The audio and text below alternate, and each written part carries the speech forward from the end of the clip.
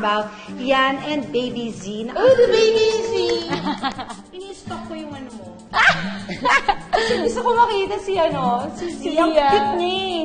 Ang cute-cute niya. Tapos ngayon, ang dami na niyang mga ginagawa na, sabi ko, aba, iba na to ah.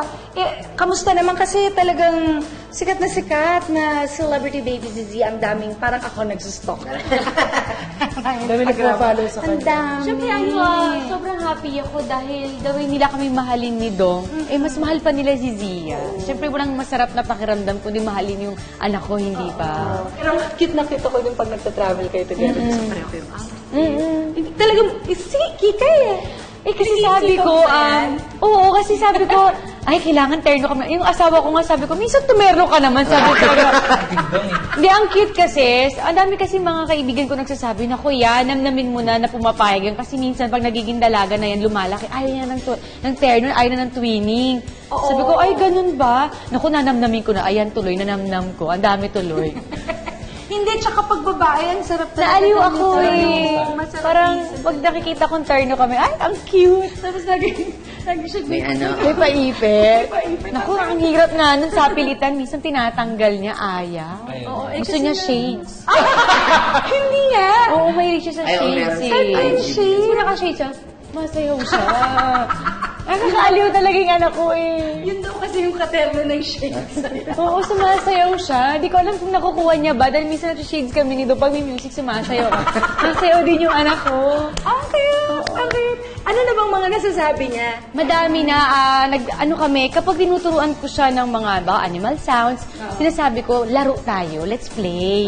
Para hindi niya iniisip na, nagle-lesson na naman ako tinuturuan. So in fairness sa kanya, napakadami ng alam na animal sounds. Yung sound po. Ay. Mga Animal print lang ako. Oo, mga monkey. Ano yung monkey? Sinabi mo, hindi ko ngayon. Sinasabi niya na monkey, gawin mo na. Sinabi ko na, Para yun alam na mo yun, na girl. agad. Now let's look at some of yung mga cutest videos ni Baby Z online. Ay, cute talaga. Ano mo naman siya?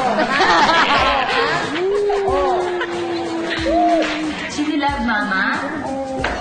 Ziga, di ba? Papa.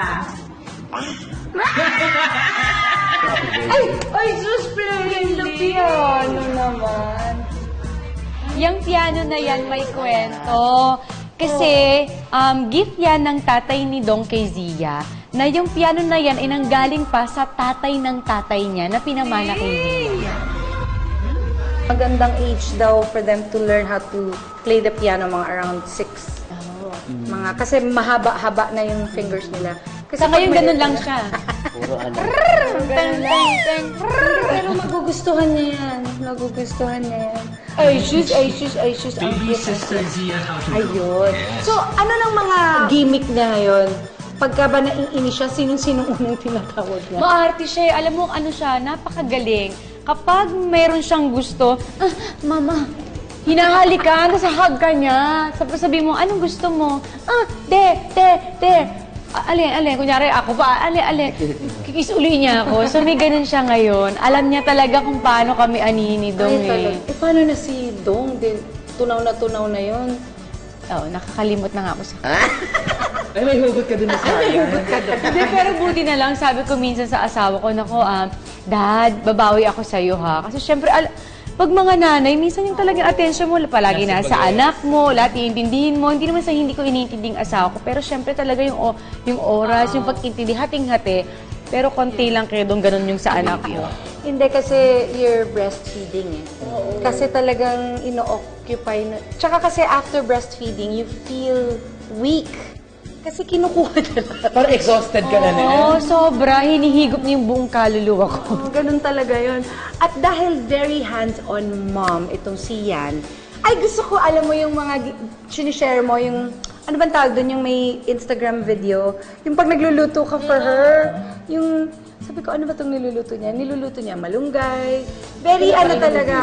Solid food. So, talagang ano, ang ginagawa niya, ginagawan talaga niya ng fresh food. Hindi talaga. Binibigyan ko ng oras. Oo. Binibigyan ko talaga ng oras na ipagluto talaga si Zia. Ayoko kasi ng binili or inutos ko lang. Gusto ko ako yung gagawa ng pagkain ng anak ko. Para alam ko kung ano. Hindi, ganun talaga. Pag nagkaanak ka, ma. Hindi, pag nanay ka, lahat gagawin mo para sa anak mo.